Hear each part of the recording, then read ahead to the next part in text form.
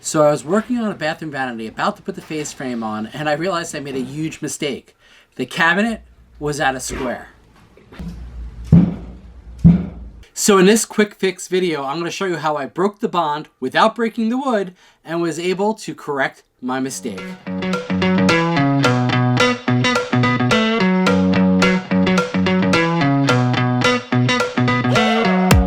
Now the reason it wasn't square is because I used these cabinet clamps to make sure it was square, but I didn't use my head or a tape measure to double check that everything was perfect. These are pretty good for holding something square once it's already secured squarely in place, but they're not the best measurement devices. And what wound up happening was the bottom edge, which was in a dado, was at the correct distance from the outside wall.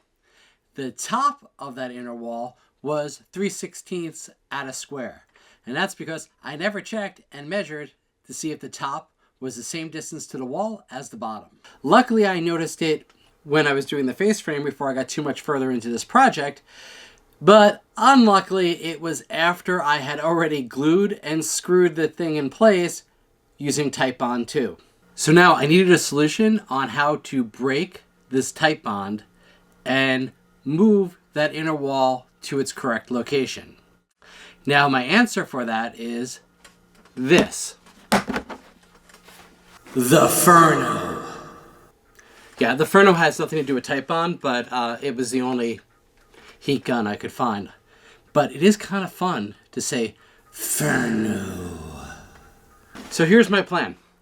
I'm going to take this heat gun and I'm going to heat up the glue while I use some clamps to apply some pressure, and hopefully the heat gun will soften up the glue enough that in combination with me slowly tightening the clamps will either break the bond completely free so I can redo it, or will allow it to slide the 3/16 of an inch that I need so that I can then re-secure it in place in the proper location.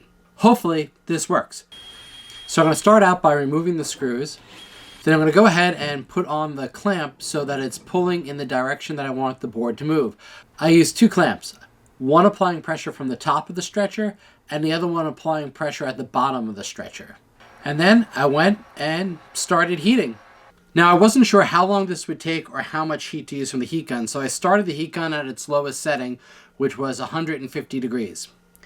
I very quickly realized that that wasn't hot enough and moved it up to about 600 degrees.